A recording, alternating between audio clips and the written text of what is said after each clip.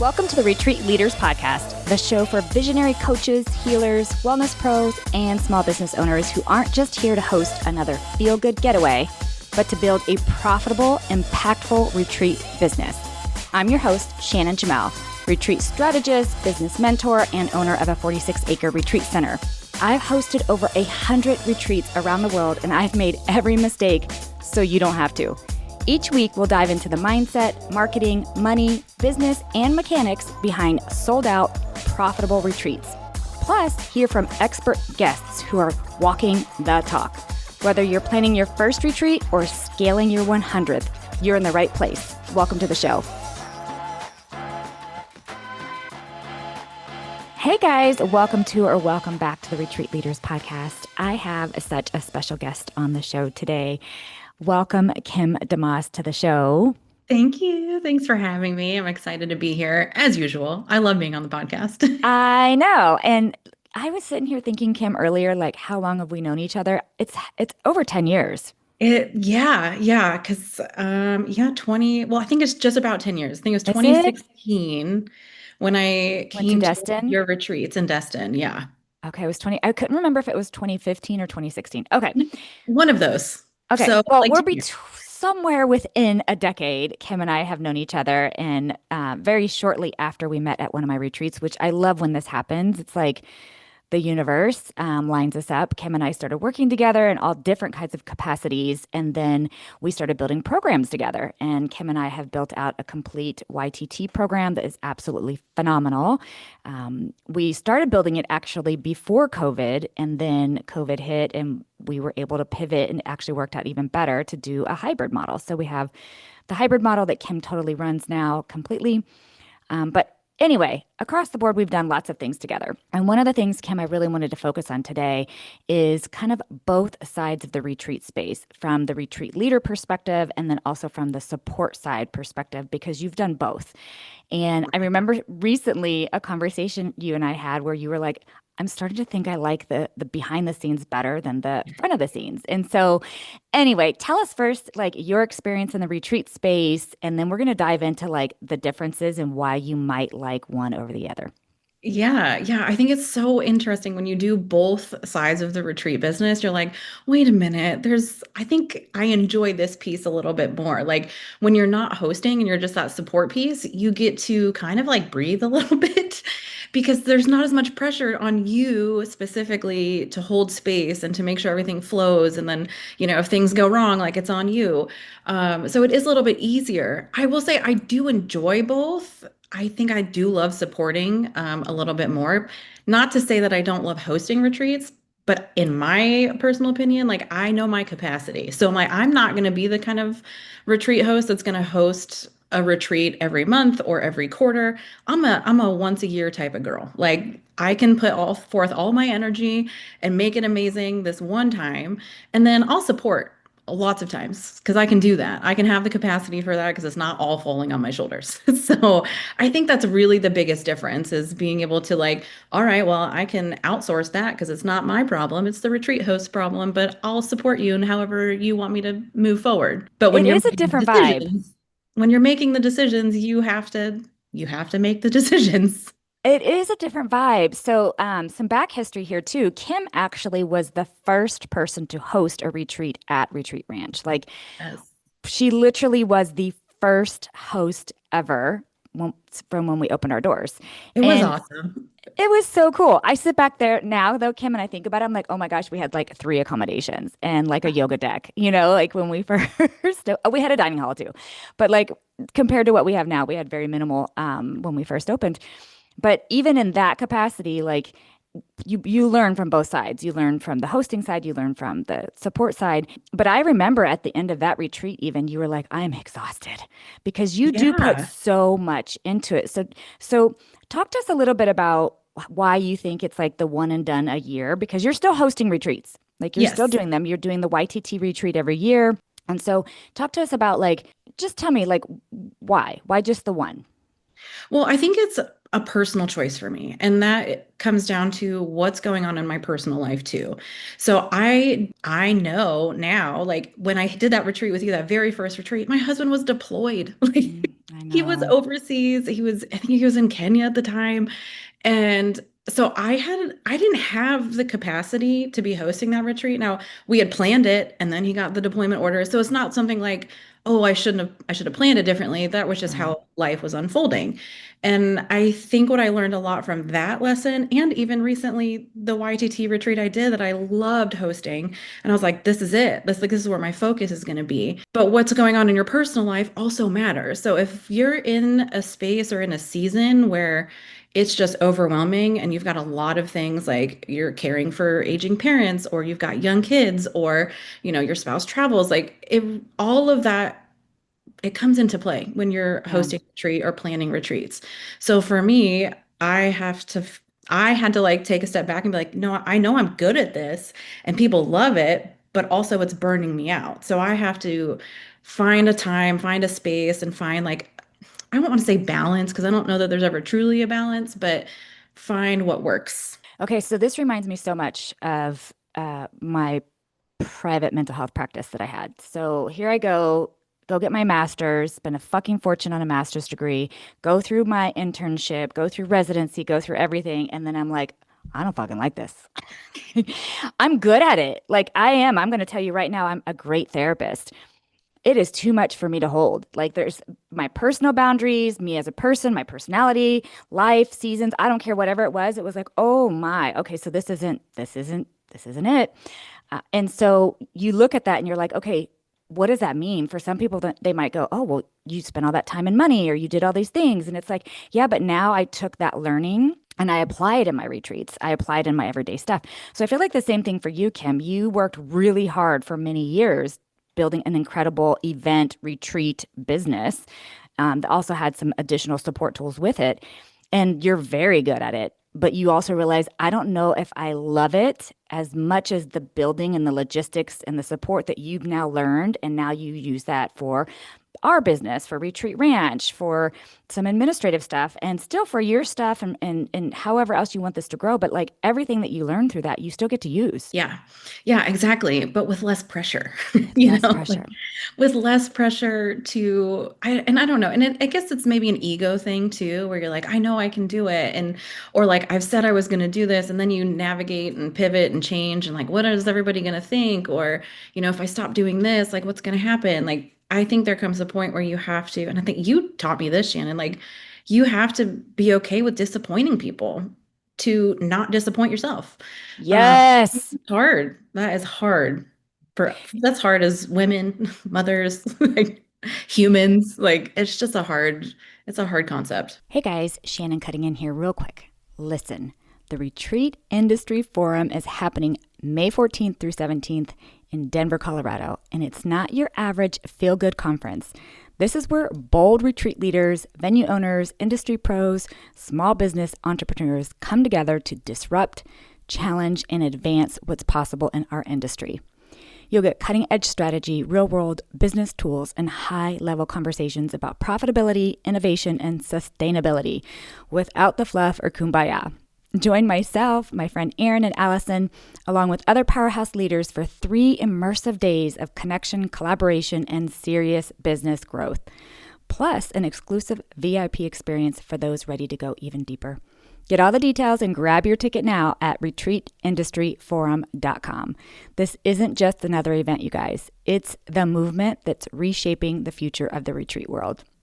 It is. It is a hard concept. And it's also, I think, really hard to listen to that voice, especially when you're good at something, right? Like to listen to that voice, because I've seen you hold space at retreats and you fucking kill it. But I also see on the back end how stressful it can be for you and how your life, with your husband's just his career in the military and then surprise kids that come along and just life, and how much you're having to give in different areas of your life. And so I'm so like, I really wanted to have you on the show because I'm so proud that you made the choice. And it could change in 5 years. It could change in 1 year. I mean, it could change, right? This is the choice that you've made today where it's like, I'm going to do my one retreat a year and I'm going to support the rest of the time. And I think there's some incredible value to all of that. By the way, too, there's something nice about getting like a set paycheck. where you're just like, I know that there's going to be funds coming in and it's not relying upon how much marketing and selling I've done. Because that can Yes. also be exhausting depending on the season that you're in. Oh, And it really is. It's so much work. It's so much work to make sure that you're posting all the time and you're marketing your retreat and you're doing blog posts and truthfully, like I'm still learning that for my own business and how I show up in that space. The the support stuff, guess what? I'm also really good at that. So like I enjoy all these different pieces and I think it's leaning into, like you said, like a steady paycheck where I'm working with people that I love and I'm good at what I'm doing and I'm finding value in different ways. So it's just like being okay with that shift and making that navigational shift if you want to or if you need to. yeah, so I love that you said that. I think too, especially the marketing and sales piece, because as you know, just being in our business together, like the shit's changing big time. 10 Yeah. years ago when we met, I literally could spend a couple $100 on Facebook and people would find me and come attend my retreat. Yeah, that's how If I found you. I mean, yeah, it was honest to God that simple. And it is so far from simple today. And some of it is because there's a lot more people in the space, which by the way, I love. Some of it is just because of the access of information. Some of it is that it's so fucking busy, right? Busy as far as like the Yeah. platforms and what's being thrown at us and the digital world. And now it's even more challenging because how people searching is different. It's not SEO anymore, it's AI. It's AI plus SEO. How people are finding you is different. How people are booking you is different. Like everything is changing again, which I'm here for. I love learning and growing. But if that's not your thing, if your thing is not to want to be on your computer or at least knowing what's having to be done and doing it consistently over and over and over every day, and I'm seeing it more and more, Kim, where it's like, I don't want to be doing this shit. I don't want to be on social media every day. I don't want to be on this every day. I don't want to, then, then consider there might be different ways that you could support this retreat industry if you still have a heart in it. Right. Yeah. No, I 1000% agree.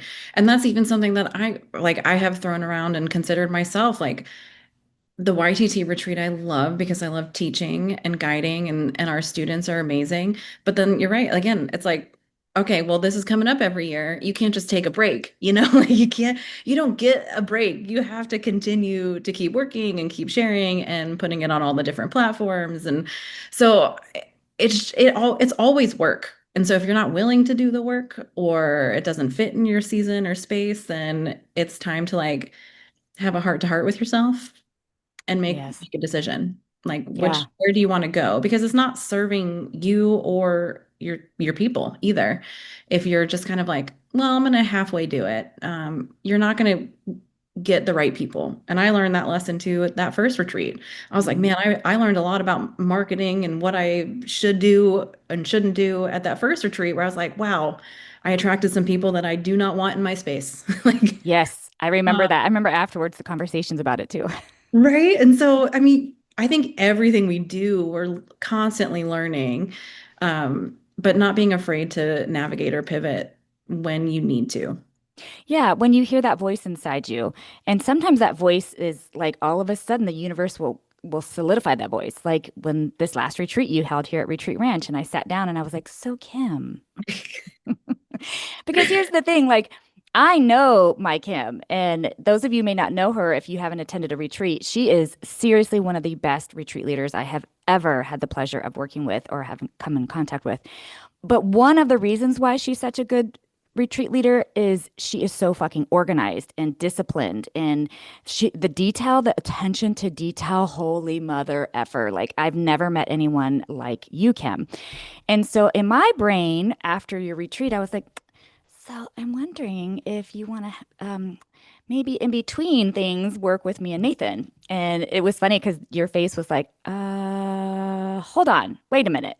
So it was Right? almost like a voice must have been talking to you about not doing as many retreats. And then all of a sudden I'm Yeah, like, hey, yeah. what do you think about this? I mean, it's so true. And I think that, and before we even had that conversation, I knew I was like, this is it. Like, this is where I need to be focused. Like, strictly YTT because I love creating. And you know Hmm. that. Like, I Yes. love putting courses together. I love creating graphics and manuals and like the creative piece of it. I love creating. So I would find myself getting caught up in the creative stuff. I'm like, what else can I do? What else can I add? But then like following through on the sales piece of it and the marketing piece of it, like I didn't love that as much. So I'm like, I would constantly just find myself, well, let me create this course, let me create this program, or let me do this. And I'm like, no, Kim, just focus, like one thing. Let's pick one lane, stay here, be good at this one track, and then support where I can be, where I can, because I am good at that. So. I think that's what makes it hard, Kim, is because you're good at everything that you Oh, do. I mean, what a gift. No, I'm just kidding. It really is, though. And that, I mean, that's both, that can be such a gift, but it also can be really difficult because it's like, okay, well, if you're good at all these different things, then you tend to try to do all the different things Yes. versus like, I love that for you, you said in this season of life, while Jason's going through transitioning out of the military into retirement, you've moved your family to a new location. You've got all these things that you're juggling in your personal life, as many of us do, but I would assume I've not ever been there, but military life is just a whole different fucking beast. That it's like this is great right now. I get to still scratch my creative spot, my logistics, my attention to detail, working in the retreat space and even the event space as Nathan does events. Like working in the space, I still get to scratch all those scratches, but I don't have to worry about if it fills up and I don't have to worry about if something goes south or I don't have to worry about somebody being mad at whatever, like all those other pieces to it and the marketing and the sales and all that. Like you literally get to do the fun stuff. Yeah. That's fun for you. And I just Yes. fucking love that. Yeah. I mean, it makes such a big difference. And I think I even told you that. Like the first week I was like jumped in with you guys. I was like, I love this, like I'm so excited.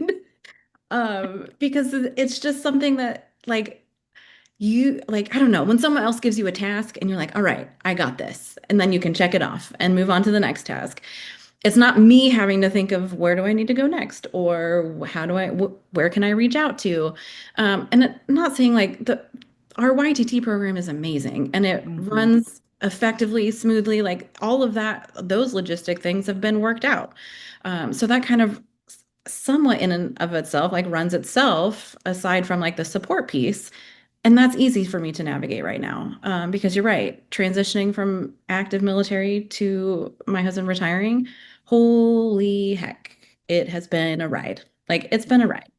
And even just yesterday, I think it was like for Veterans Day, someone was like, "Oh, well, be patient with your husband." It took me 4 years, and I was like, "I don't have 4 years to adjust. Like, can we be done? Can we be done adjusting yet?" Like, I'm like, "Let's go."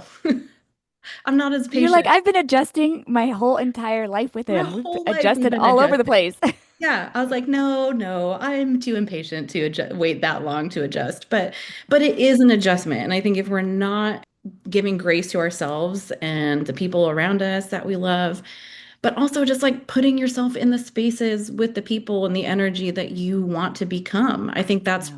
part of the reason I was like, heck yeah, I'm gonna work with you guys because I want to like step up. You know what I mean? Like, let me Yeah. just step up a level. Yeah. Yeah. And I think you're still like I in this space, even though you are like an incredible human being, you're still learning and that's still going to contribute to your future growth, whatever you decide to do long term. Don't get me wrong, I would steal you and keep you forever. So please know that that is an option forever and ever and ever. Forever and ever. Forever and ever. We Teleport me will from build a Florida house for to you on the Texas. ranch. So come on. when your girls when your girls graduate, come on over. Like We will build we're going. we'll build you a cabin. Jason could probably build a way better cabin than we could build, but anyway. But you're learning still, and you're growing, and you're being challenged, and we're still going to involve you in events and trainings and retreats as much as possible. The one last thing I do want to touch on too, because you've mentioned like you're still planning to do your YTT retreat. I think also one of the things you and I talked about is a training retreat is also a different vibe from Oh yeah. a healing, wellness, growth, a different type of personal growth retreat. Is there personal growth in YTT? Yes. But the training of the YTT, that actual retreat aspect is different. Do you have any thoughts on that? No, you're so right. And I think that's why I enjoy it so much is because everybody is there for the same common purpose. So like in like a healing type of retreat or an open like format type of retreat, if it's just like yoga or wellness or whatever, there can be a lot of different people there for different reasons. For a YTT retreat or a training retreat of any kind, they are there for training. Like there's one specific goal in mind. And you're right, things happen. I mean, especially in yoga, you're working your body in different positions. You're doing a heck of a lot of yoga, so you're gonna be sore as heck too. Um, but you're learning and you're growing with people that are there for that very specific reason. That does take some of the pressure off. Like I don't have to plan all of these different events for all of these different people and their personalities. Like this is it. Like you're coming for training. We're gonna do training, we're gonna do practice. We'll have community and involvement, but it's a lot different vibe when you're training for a specific purpose Yeah, I versus just totally like agree. a relaxation. It's a different feeling. It is. I've been involved obviously in the YTT with you and then also our equine yoga training, and it's a completely different vibe than any other type of retreat. It just And it is. can be harder, truthfully. I remember like our very first YTT retreat, we about killed ourselves. Like we just like went The nonstop, number of go, hours. go, go, go, go. And we said never again. Like we're not Yeah. doing that We're going to again. restructure that fucking schedule because that was brutal. Right? Yes. It was Yeah. just wild because we gave ourselves like an hour break in the whole day and like we didn't want to get off your couch. Like we're like, We're like, is there any kind of smut TV we could watch for an hour before we go back out? like, why did we do this to ourselves, you know? And so, I mean, that's something I definitely, if you're planning a training style retreat, you have to give space for reflection, for just like downtime so that they can kind of like process everything that you're Integration. doing Yeah. too. But then you as a leader get a minute to breathe Yeah. because I mean, when you're hosting a retreat, you don't get time to breathe. But when you schedule that downtime, you're like, all right, well, I don't have to worry as much because I know that I have this block of time where I can pick up on other small details or I can prep for later or tomorrow or whatever, or just Yeah. take a nap. Or take a damn nap. I love Yeah. this so much. Well, Kim, I am so glad that you followed your heart and your intuition and the universe. We absolutely fucking love having you on the team. You are just, I'm just a beautiful human, but also an incredible human in any space you decide to put yourself in. So thank you so Thank much. you. Loved being here. Love you guys. I love you too, babe. Thanks for tuning in to the Retreat Leaders Podcast. If you love this episode, please make sure to subscribe, leave a review, and share it with your retreat besties. Want more support? Grab free resources at theretreatleadersplaybook.com. Until next time, lead boldly, serve deeply, and retreat profitably.